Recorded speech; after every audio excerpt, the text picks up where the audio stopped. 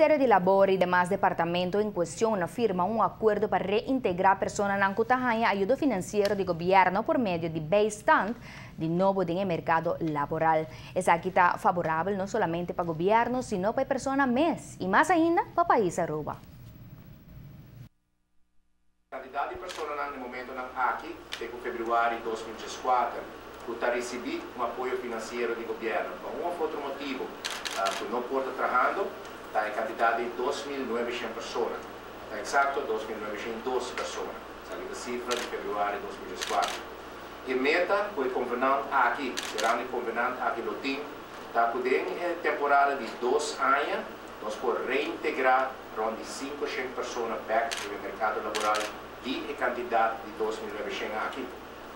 Do qual, é 2.902 pessoas aqui também estão a significar financeiramente para o país Aruba, está rond de 30 milhões de florins anualmente.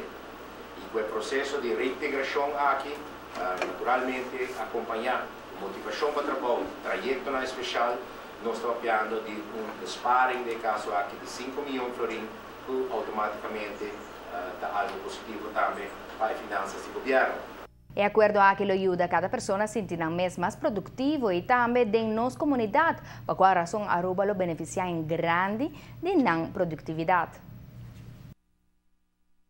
No momento que uma pessoa de bem-estar, a pessoa não está recebendo o contato social está menos, e no momento que reintegrar uma pessoa assim, perto da comunidade, você também com uma pessoa assim está mais motivação também, está sentir parte de uma organização, está sentir-se mesmo mais produtivo para o seu país, é decir, financeiramente está positivo para a inteira Aruba.